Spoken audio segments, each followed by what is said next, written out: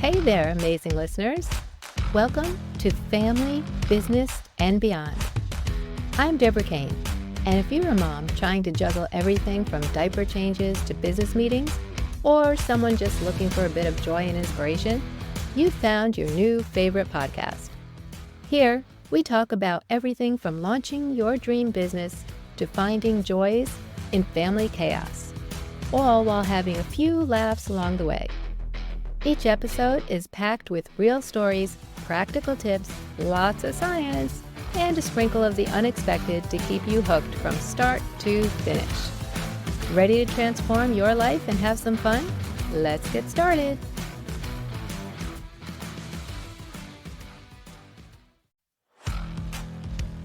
Hey there, amazing listeners. Welcome to Family, Business, and Beyond. I'm Deborah Kane. And if you're a mom trying to juggle everything from diaper changes to business meetings, or someone just looking for a bit of joy and inspiration, you've found your new favorite podcast. Here, we talk about everything from launching your dream business to finding joys in family chaos, all while having a few laughs along the way. Each episode is packed with real stories, practical tips, lots of science, and a sprinkle of the unexpected to keep you hooked from start to finish. Ready to transform your life and have some fun? Let's get started.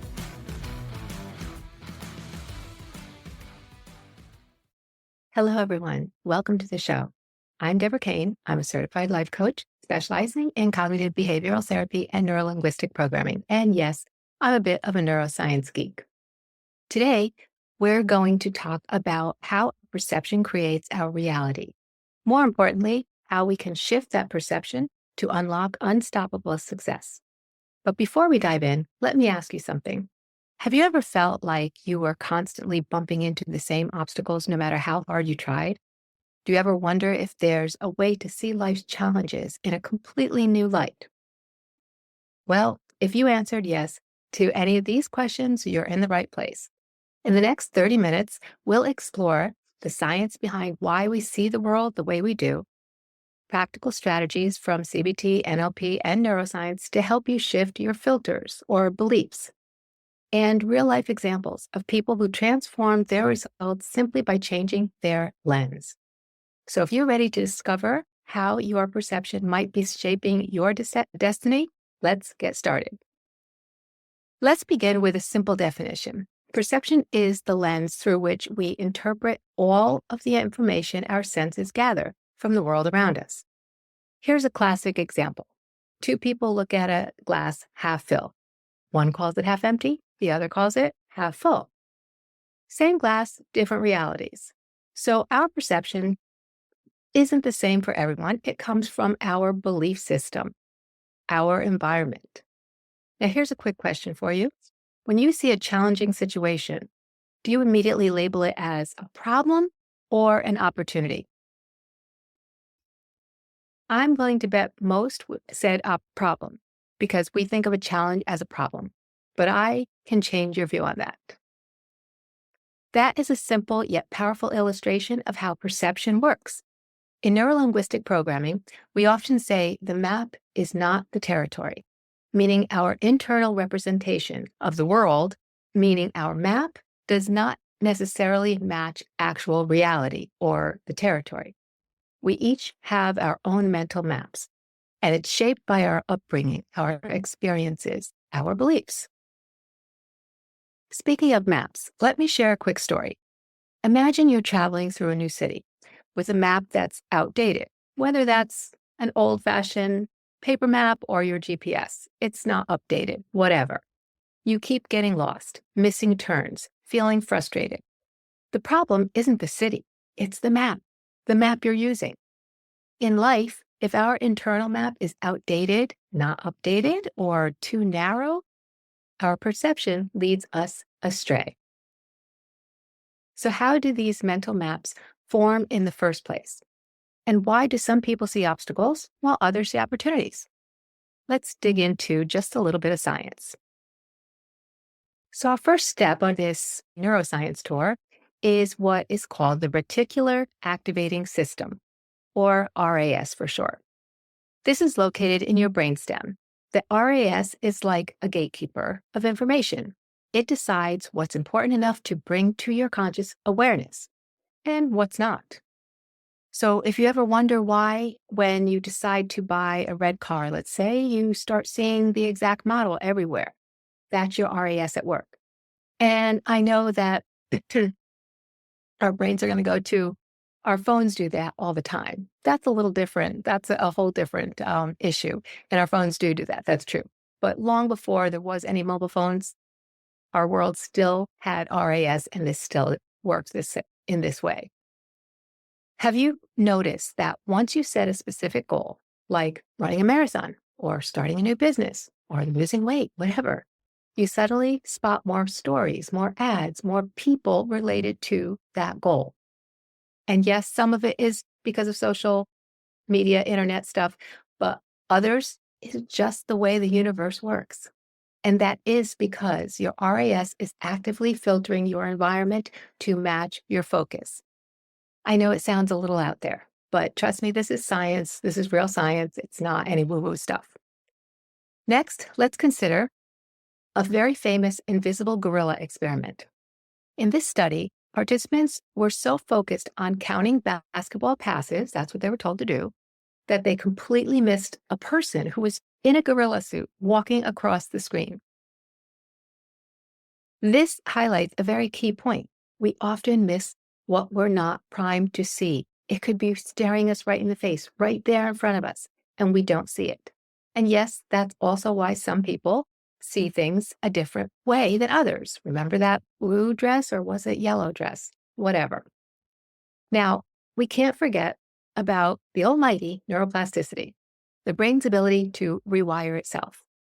Every time you form a new habit or adopt a new way of thinking, you're strengthening certain neural pathways. And guess what? If you focus on negative thoughts or scarcity mindset, those are the pathways that become stronger. We don't want that, right? Conversely, if you focus on solutions, opportunities, gratitude, then those pathways will flourish. And finally, there's the role of emotions in perception. Research in cognitive behavioral therapy shows that when we're under stress or fear, our vision narrows, almost literally, and we pay more attention to threats. But when we're feeling positive, we're more likely to see a broad array of possibilities. That seems pretty obvious, right? Well, now that we've got a little science under our belt, let's shift gears and talk about something practical, because knowledge is only powerful if we know how to use it. So, if perception is so central to our reality, and we know it is, then how do we know if our perception is limiting us? Well, first, we listen to our inner dialogue. What are the recurring thoughts that pop up when you face a challenge? Are they things like, I'm not good enough, I don't have enough time, I'll never succeed, I'm too old or too young or too fat or too thin, or I was never good at that? Because these statements might be hinting at your limiting filters. There's a short exercise you can do. Write down any negative thoughts or self-talk that you catch yourself saying to yourself, and write those down. So write down any negative thoughts or self-talk that you catch throughout the day. At the end of the day, look for common themes. And let me ask you this. Are these negative statements factual, or are they generalizations, assumptions, or fears? Remember, a fact is only a fact if it has evidence to prove it. If you cannot prove it, it's not a fact. Your brain, especially the RAS, loves to confirm whatever you believe. So if your filter is, I always fail, guess what your mind is going to look for? Instances of failure. So identifying these thought patterns is the first big step, because once you spot them, you can do something about them. And that leads us to the heart of our chat: how to shift your perception so you can see new possibilities. Let me just repeat that. How to shift your perception so you can see new possibilities, because they're always there. We just don't see them. All right. This is where the rubber meets the road, so to speak. we're going to get into practical techniques from CBT, NLP, and mindfulness. And this will help us to see life through a more empowering lens. So let's take the CBT reframe first. Catch, check, change. Easy to remember. Catch, check, change. You want to catch the negative thought. For instance, you notice yourself thinking, I'm always messing up. Catch it. Notice when it happens. Then check whether this thought is actually true. Is it based on facts or fear? Is this a fact? Am I always messing up? Remember, a fact needs evidence to prove it, because chances are you don't always mess up. That's not an all or nothing situation, right? So check to see if it's a fact or just a fear. You're afraid of messing up. And then you change it by replacing it with a more realistic or empowering statement. Things like, I've succeeded many times before, or mistakes help me learn, or there was that time that I did this right. Okay. Anything that is more positive will change what you were thinking in the first place. Now, how might your life change if you reframe just one negative thought that you encounter frequently? Maybe your go-to is always, I'm always so clumsy. Even something as simple as that. When you put a always on it, or even without it, and you say, I am, changing that one thing to a more positive, I can get better, or I can learn to do better, will change your life. Just one thing. So now let's talk about NLP anchoring. In NLP, you can link a physical gesture. Anchoring is just the most common way that we use NLP. You can link a physical gesture, like pressing your thumb and forefinger to get thumb and index finger together, or tapping your knee, or pinching your knuckle, anything you want to do, okay? A physical gesture, you link it to a powerful, positive emotion. Now, this has to be something big, okay? An emotion you can really feel. Think about it and really feel it. And it takes practice. You think back to a time that you felt unstoppable or super motivated or maybe really proud of yourself. Whatever it is, a big emotion. Feel that emotion intensely and then apply your chosen anchor, okay? A pinch, a tap, whatever it is, and do this. Repeat this several times over a whole week. It takes practice. None of these are miracle cures, but do this for a whole week over and over again, okay? And it becomes a habit, but it becomes automatic, where you are always going to relate this motion, this gesture, to that emotion of being proud or being motivated. Okay, so then the next time you feel doubt coming in, or you feel that self-doubt, or you're procrastinating, whatever the negative thing is that's happening, you activate your anchor to immediately shift your state. No, it's not a miracle, but when you activate that anchor, especially at that time, you remember your whole body feels that good sensation. And over time, this changes your state of mind to where you want it to be for this new endeavor. These are scientific facts, guys. They're not some woo-woo stuff out there. Okay, so try them and see if it works for you. Don't try them yet, because we have a lot more to talk about. What if, in moments of stress, you had a quick mental button, push the button, and you could press that summons your strongest, most resourceful self?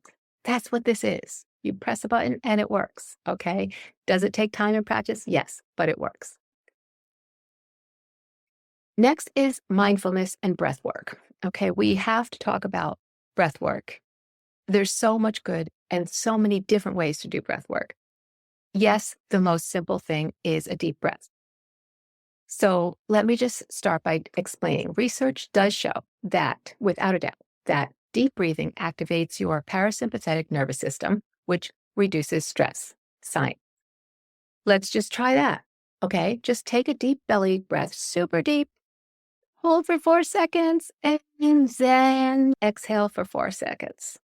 Now, you should notice how your shoulders relax, your mind settles, okay?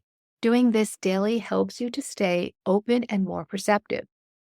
This is just the beginning, though, because when you tell someone to take a deep breath especially in the depths of stress going on at that moment, this is what they do. They go, well, that's not a deep breath, right? That's nothing. That's not helping you.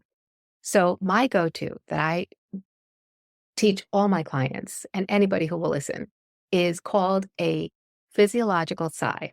This is my special, it's not mine. I didn't create it, but it's my go-to for everything because it works every single time on every single person that I have ever encountered. And it works quickly. For some people, you only have to do it once, others maybe a few times. So the physiological sigh is just sort of a double inhale with a long exhale. But it has to be a really deep breath, as don't leave room for a second one. A really deep breath is so that's the only one you're taking. And then you take a little extra and then exhale hard. This is what it looks like.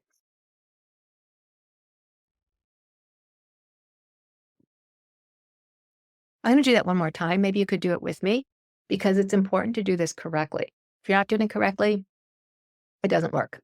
A really deep breath in, a tiny more inhale, and then a long exhale. Let's do it together.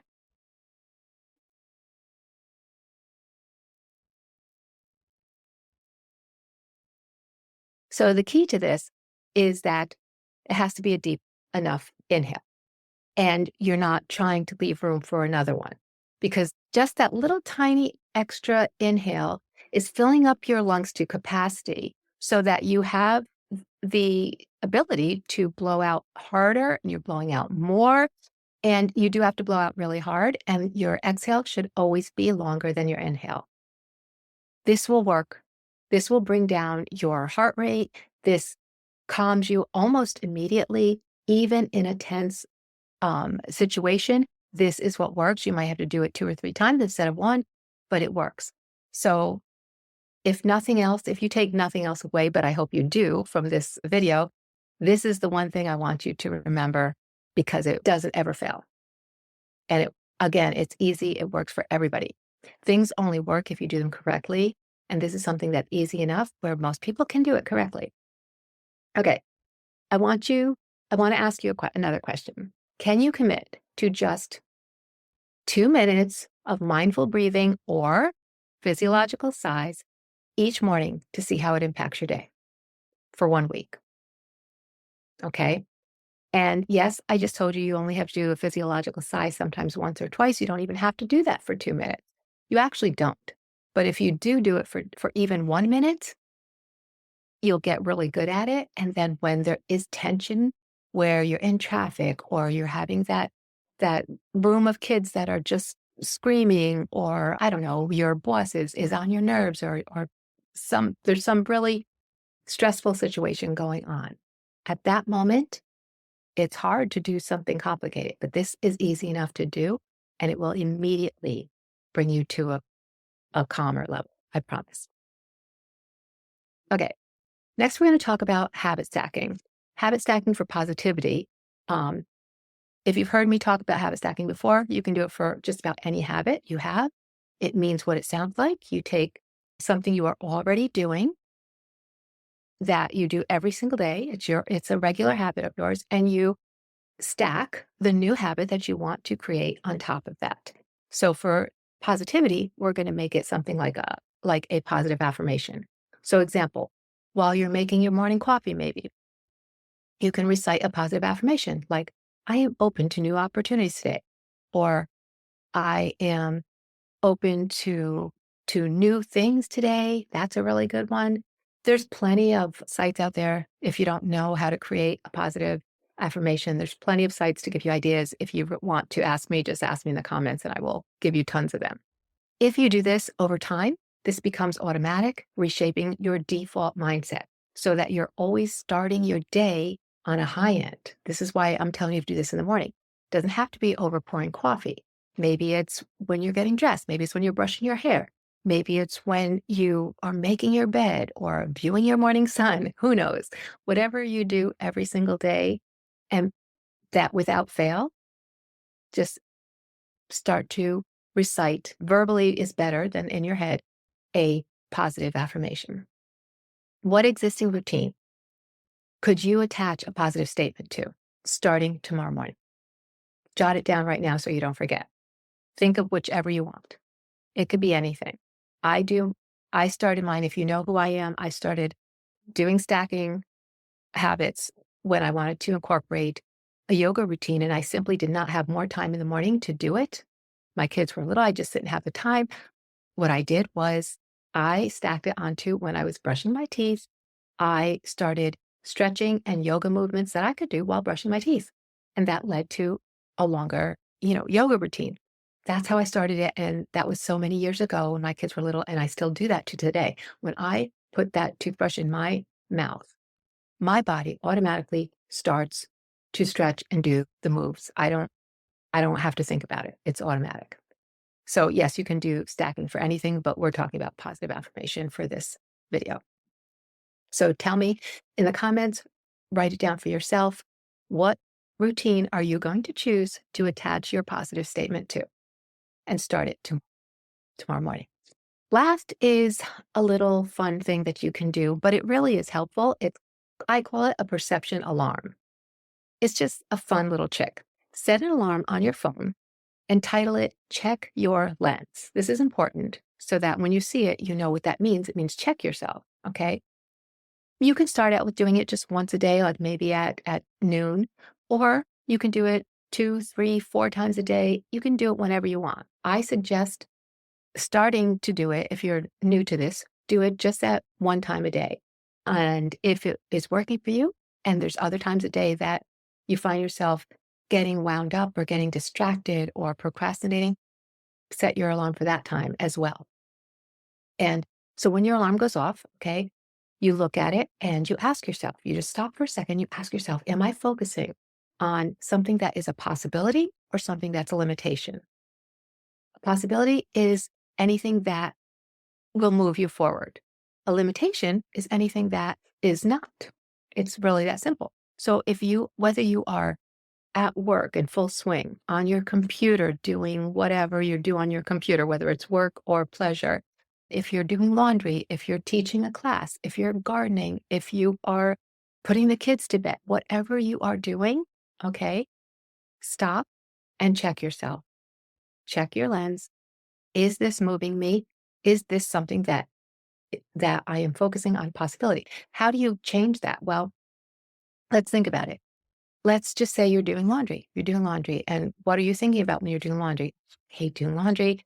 I hate folding. There's always so much laundry. I can't stand it. You're just thinking negative, negative, negative, right? Or maybe you're not. Maybe you're thinking about, oh, I'm going to make this for dinner. I'm going to do that. That's a possibility. That's something good. That's okay. So long as it's moving you in a direction of something that is possible, that's a possibility. A limitation is this isn't getting me anywhere by thinking this way. By not liking what I'm doing, it's not getting me anywhere. Think of it as a possibility, and then things change. By the way, that can very quickly snap you right out of a negative spiral and back into a more resourceful state. Okay. That's where we want to be. And each time we consciously practice these techniques or anything like these techniques, we are literally rewiring our brains. That's how new neural pathways become stronger, making a healthier perception our default mode.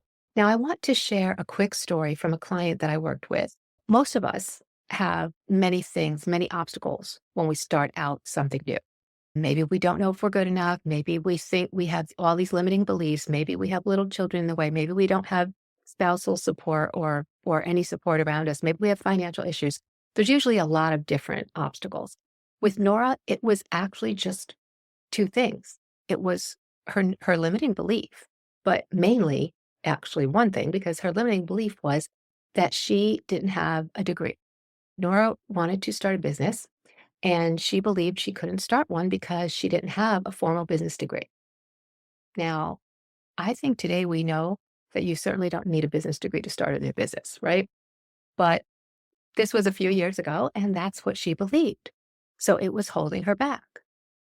But we identified this belief. We reframed it using all the techniques I talked about, CBT techniques, and set up daily affirmation routine. We also used NLP anchoring to boost her confidence. And before long, okay, within a few months, I would say it took about 3 months, she launched her online store. And guess what? She's thriving today. She's perfectly happy. Was this an overnight cure? No, it took 3 months. And that is with one limiting belief. Imagine if you have 4 or 5. It takes a while. You've got to learn to do that. The faster you learn to do one thing, it gets much easier to apply it to all the different situations that come up, all the different limiting beliefs. It gets easier and easier because it works the same way. Whether it's this belief or this belief or this belief, it all works the same in the end. The same system works and the same result happens. So what I can't believe might be holding you back from achieving your next big goal. And I can't believe is anything that you say you can't do. Things like, I'm too old. I'm too young. I don't have that degree. I can't jump that high. I can't find the time. I don't have enough time. I don't have support around me. I can't afford that. Whatever negative belief you have, whatever you're saying that I can't, I don't, I am not. Any negative statement that starts like that is holding you back from achieving the next thing you want to do, whether that's big or small. And by the way, I've also had my own struggles. At one point, I thought I was way too late to start a new career path. I was, just at the point, I won't go into long detail because I don't want to make this all about me, but I really thought that it was just too late for me. And at that time, I didn't know all of the things that I know today. So I did a little research and I did shift my perception, and I was able to see it as the perfect time to grow. I didn't know what I know today. So it took longer. It was sort of the hard way around. But now that I know, now I'm teaching you. I'm telling you, it takes time, it takes work, it takes practice, but it doesn't have to waste years of your life. I wasted literally years of my life because I didn't know these things. Now that I know, I want you to know so you don't have to waste years of your life. Literally years, okay? Don't do that. Don't do that. I took action eventually. I want you to take action much sooner. And here I am, helping others to do the same. So if Nora can do it and I can do it and many others, so can you. So let's just bring all of this together with some practical action steps that you can start today. Steps you can actually start. First, journal your limiting beliefs. If you don't like journaling, take that word out and just jot down. It doesn't have to be a story. Just jot down a couple sentences. Each morning, jot down any negative or limiting thoughts that you have, and then question them. You don't have to take long for this. You're simply going to question, is this a fact? Is it not a fact? And you know the answer. A fact has to have evidence to prove it. 2, practice one reframing technique every day, whether it's CBT's catch, check, change or NLP's anchor. Pick one tool and use it today. 3, incorporate mindful breathing. 2 minutes a day for just deep breaths, or do the physiological sigh. Let's say 3 to 5 counts every single day. 4, do some habit stacking for your affirmations. Attach a positive affirmation to an existing routine like breakfast, brushing your teeth, brushing your hair, whatever it is. Do it every single day. And 5, check your lens at least midday, if not more. Use an alarm or some kind of a mental prompt to ask yourself if you're focusing on possibilities or obstacles. Those 5 steps I'd love for you to do. Even if you don't think that you can do all 5, first of all, that's a limiting belief. You can. But if you want to start slow, pick one. Tell me, which of these 5 steps will you commit to right now? And how do you see it impacting your life in the next week? Because any one of those is going to impact your life in a really great, positive way. If you're going to do all 5, put a 5 in the chat. If you're only going to do one, that's okay. Every step, small or big, is a step. So long as it's a step, is a step in the right direction. You're doing something to move forward. And small chunks, I love chunking things up. If it's too much for you, chunk it up. Do one at a time. Now, remember, your perception is a filter, not an absolute fact. By changing this filter, you can shift how you experience challenges, opportunities, and even your own capabilities. Remember, you can't always change your external circumstances overnight, but you can change how you see them. And that shift alone can turn your obstacles into opportunities. Now, if today's topic resonated with you, please reach out to me at dak-life, dak-life.com, or DM me on Instagram. I'd love to help you dive deeper, whether it's in a one-to-one coaching session or a small group workshop. Let's design a life that truly lights you up. And I have both available, by the way. I do one-on-one and small group. So I really want to thank you for listening, for joining me on today's episode of Family Business and Beyond. And if you found value in today's talk, I'd love for you to please share it with a friend who needs a fresh perspective. Until next time, keep rewriting your reality by changing your perception. See you next time. That's it, folks. Thanks for joining us on Family, Business, and Beyond. If you enjoyed today's episode, please take a moment to subscribe, rate, and review our podcast. Your support helps us reach more people and make a bigger impact.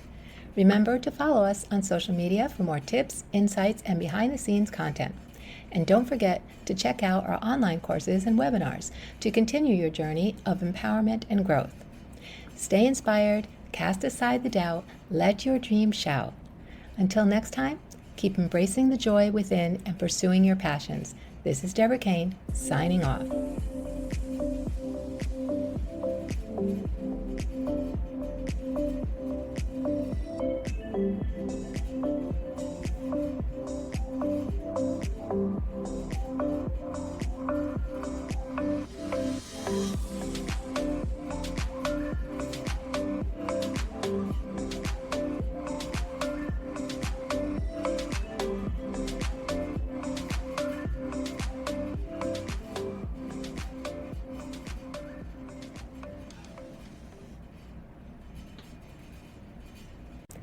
That's it, folks.